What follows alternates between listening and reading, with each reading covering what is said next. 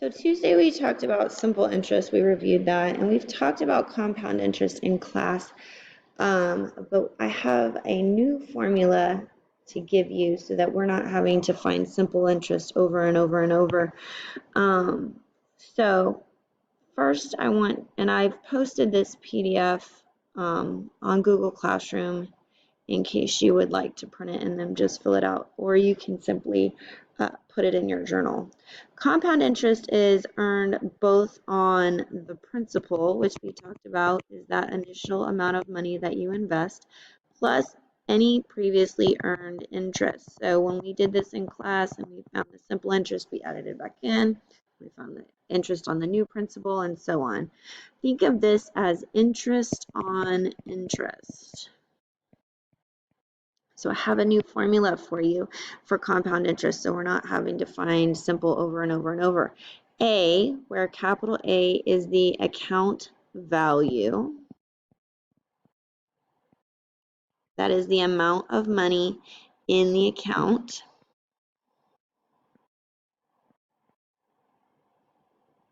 So this is going to add it back into that, the interest added into the principal already, so that we don't have to keep doing that extra step like we did on Tuesday. Then we have P. Notice this is a little p this time, but it still stands for principal. That's our initial amount.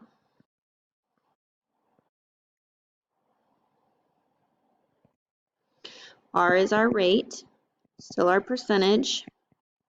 However, we're going to write it as a decimal. And then we still have T for time, which is still in years. So unlike simple interest, notice that compound interest formula gives you the total value. Okay, so we're not finding just the interest, we're finding the interest plus the principal of the account. Explain how you can use this to find the interest earned. So if we know the total value, you can take the total value minus the principal. That will give you your interest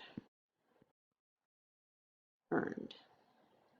Okay, so just like on Tuesday, we took the principal plus the interest to find the total value. Now we're doing the opposite. So I have a couple of practice ones that we're going to do here. So let's look. It says a $2,400 deposit for 8 years is compounded at an annual interest rate of 4.5. So again, here's our P, here's our T. We're going to move our decimal, 0.045. This is our rate. So now we have a new formula. A equals P times 1 plus the rate to the power of T. So your calculator, if you did not download that yet, you're going to want to use that and make sure you've got it downloaded. This 1 plus the rate is going to be how we don't have to add that principal back in. It's going to be adding it for us. Because if we made this into a percentage, go back to this original equation. This right here is saying 100 plus that 100% plus that percent rate, where that 100% is our principal, so we're adding it back in automatically. Let me zoom back in. I apologize. I'm not sure why it did that. So now we have A equals 2,400 times 1 plus 0.045 for 8 years. And that is what we are actually going to be putting into the calculator. So I'm going to go over here, 2,400, and then we had parentheses over here by the 0, 1 plus 0.045, close parentheses. And because we're going to a power that is not squared, which is next to the 4 here, we're going to use this, it's a caret. It's like 2/3 of a triangle to the 8th. Enter. So now we have 3,000, this is our total value, 3,400 13. So don't put it in the first one, we're going to put it here, 3,413.04. And then again, to find the interest, we're going to come back up here. So now we need to say 2,400, I'm sorry, 3,413.04 minus 2,400. So I can go back to my calculator. And I can just hit minus, it'll bring that answer down for me, 2,400. And my interest was $1,013.04 cents. $1,013.04. I'm going to do number 8 with you. I'm going to have you do, and you can put your answer in a Google form, 7 and 9 and 11, but I'm going to do 8 and 10 with you. So here we have our formula again, P times 1 plus R to the T. So you have a deposit, here's P, here's T, our rate 0.0221.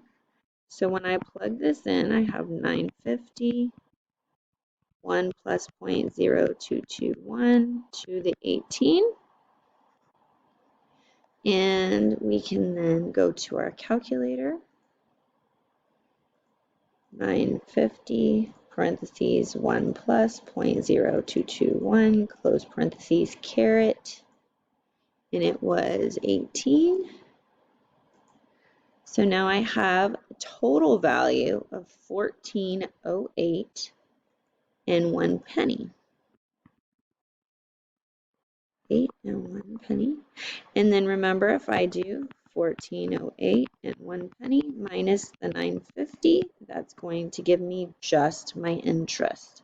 So I can go back to my calculator, I can say minus 950, 458, we'll call that, this 6 would make this go up, so we'll go 1 penny. So 458 and 1 penny. Okay. You can also work backwards. Use your knowledge of the compound interest to answer number 10. You're going to do number 11. Kyle made a deposit into an account that earns 6% annual compound interest. So remember, we're going to change that R to 0.06. After 36 months, now be careful, that is months. Remember, time is in years, so we need to change this to 3 years for our time. The value of the account, so this is A, is $952.81. Find the approximate value of the initial deposit. So we need to find P. We're still going to write our formula, 1 plus R to the T, and now we're going to plug in our numbers, and we're going to use our knowledge of solving equations to do this. I'm actually going to end up going into this last box, but you can write it in your journal or wherever you have room. 952.81 is equal to P times 1 plus 0.06 to the third power. So we need to do a little bit of simplification. We can add these. We know based on order of operations, you need to go ahead and simplify those parentheses. So I have P times 1.06 to the third. And I can use my calculator to simplify 1.06 to the third. So that calculator is going to be very important right now. So I'm going to go 1.06, again, caret 3. Okay, because this is money, so we're going to call it 119.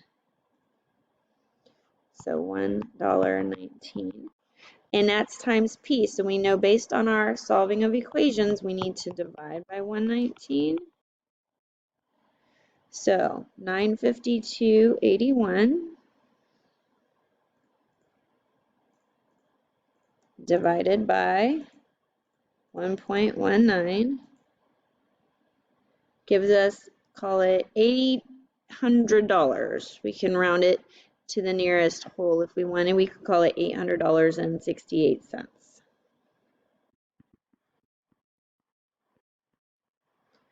Or you could write 868. Okay, so let's look at this last question real quick.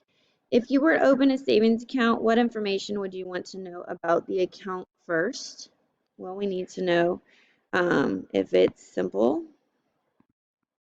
or compound interest. Now we talked about generally it's going to be compound interest at most banks. How often